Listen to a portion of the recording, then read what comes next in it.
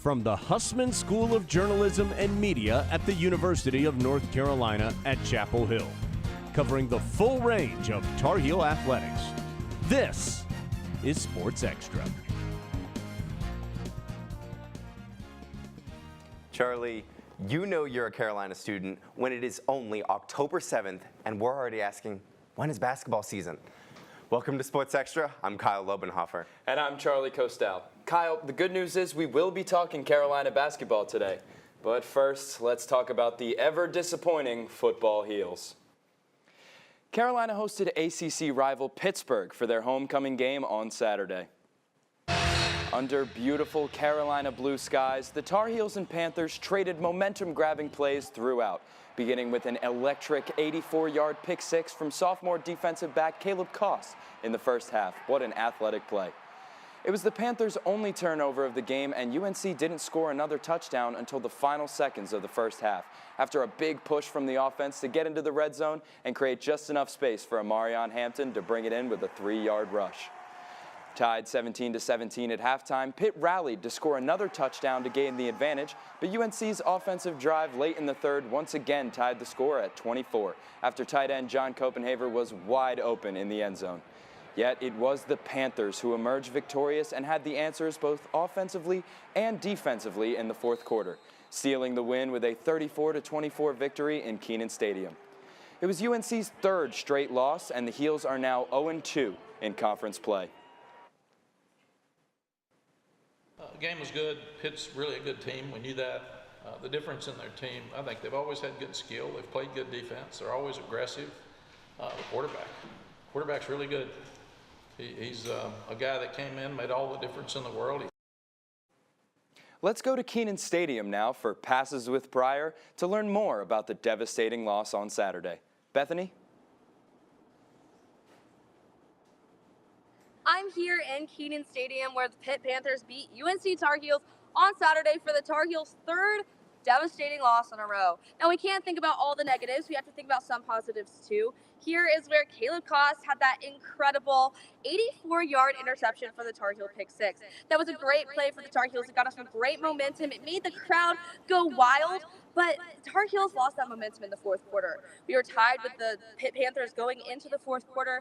We just couldn't execute these plays. We let Pitt get an 18-play run, running 7 minutes off the clock. Now, that was really devastating for the Heels. They were put into a high-pressure situation at the last minute. They were in fourth down, and the analytics told Mack Brown that they needed to go for it, but they didn't execute. And that's the fatal mistake that the Heels made. They couldn't execute those fourth downs. They didn't kick any field goals, which was really tough for the Heels in that last fourth down play. They decided to go for it. They just couldn't execute, and that lost the Heels the game, and that made that student section leave before the game was finished. Charlie?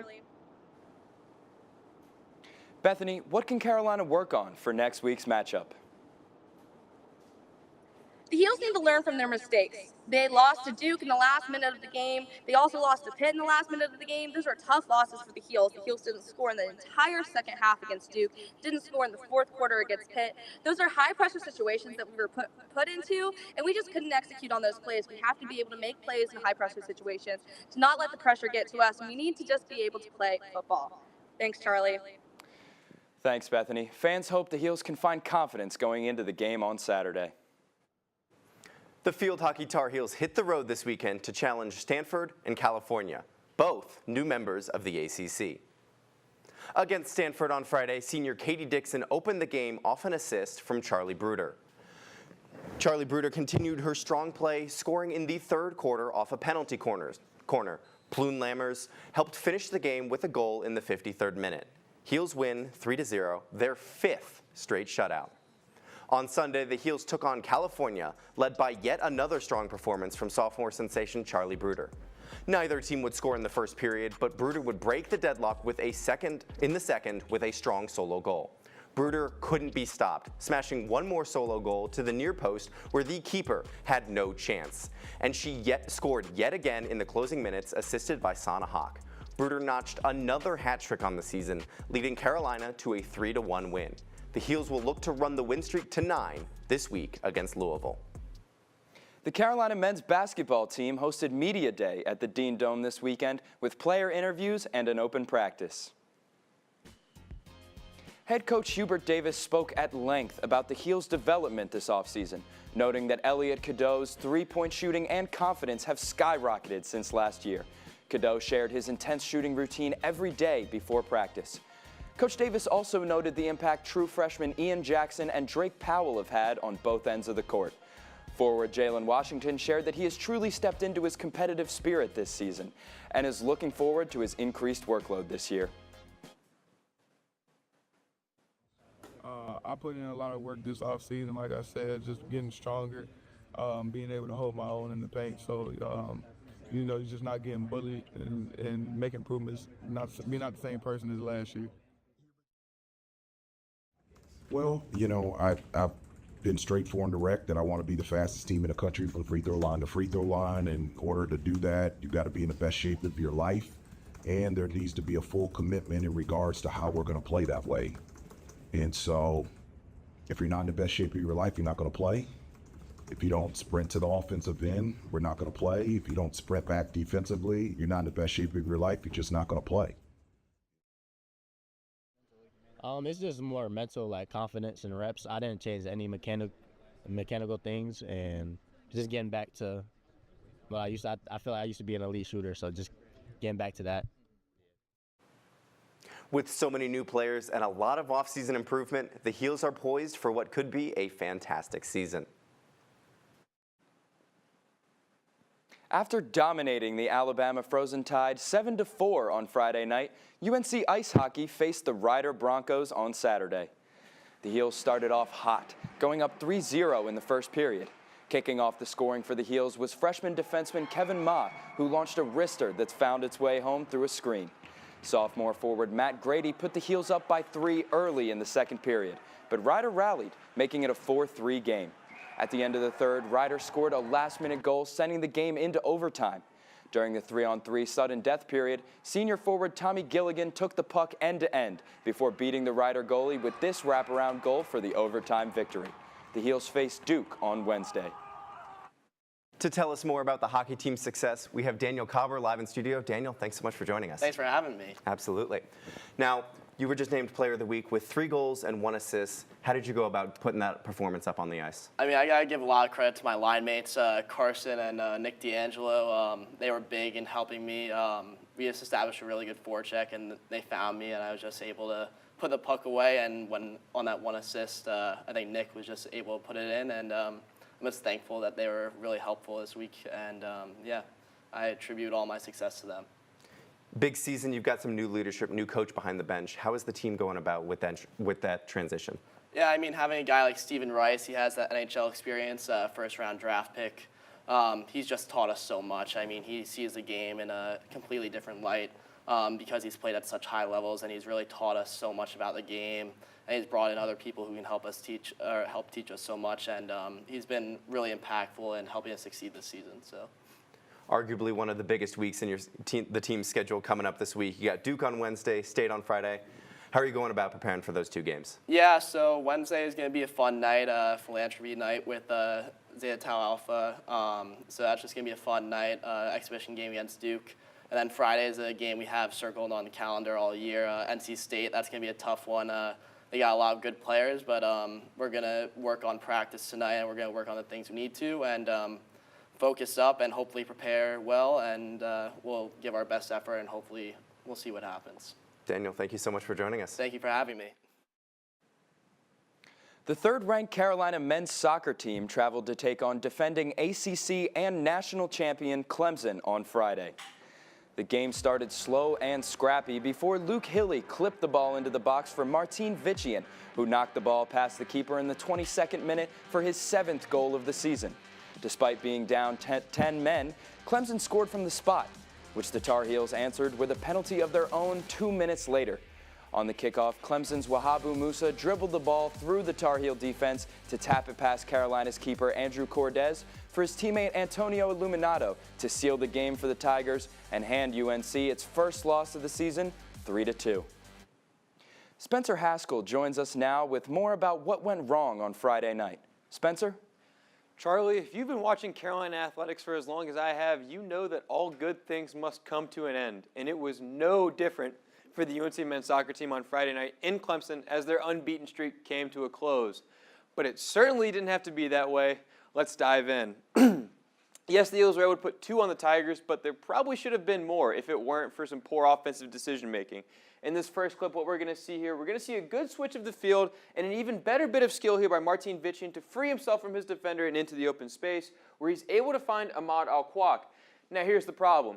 Clemson is down to 10 men, so Carolina has the numbers advantage. If Ahmad Al-Kwak would have just been a little bit more patient here and wait for his teammates to join the play, but instead, he forces it. He tries to attack 1-on-5 and settles for a low-danger, low-risk shot that is no problem at all for the goalkeeper. And not only could Carolina not cash in on offense while they were up a man, they couldn't defend either. Here we are in crunch time, 10 minutes later, game on the line, and you have got 3 Carolina defenders chasing 1 Clemson forward with the ball. Now that's a problem for a handful of reasons, with the main one being 3-on-1. That probably means there are 2 wide-open Clemson attackers somewhere near the box.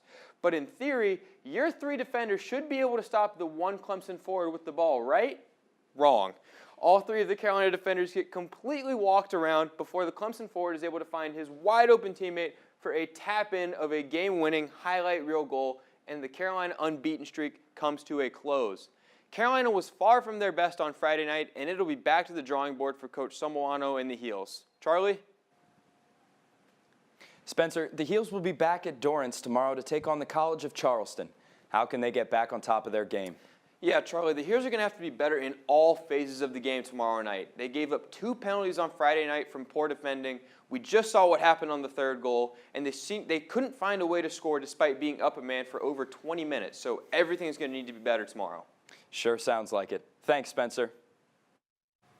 UNC volleyball looked to continue a win streak on Friday, facing Duke in a packed Carmichael Arena. The Tar Heel offense was led by Chelsea Thorpe and Amani Foster, who combined for 22 kills, setting the tone very early on. The Blue Devils found no answer through the middle, thanks to freshman Jackie Taylor's team-high 4 blocks. Aside from a close second set, Carolina looked comfortable all match, winning in straight sets and sweeping the season series against those hated Blue Devils. The Heels will look to push their win streak to 9 Friday at NC State. The Diamond Heels welcomed their first opponent and fans back to the Bosch on Friday. The Heels took on Walter State in 2 games, totaling 15 innings. The start of Game 1 was based on aggressive base running and RBIs that allowed the Heels to take an early 3-0 lead. Later in the game, Sam Angelo had an explosive swing and took this ball 363 feet and out of the Bosch for a home run. Gavin Gallagher, the next inning, went dead center for more than 400 feet with his 2-run home run.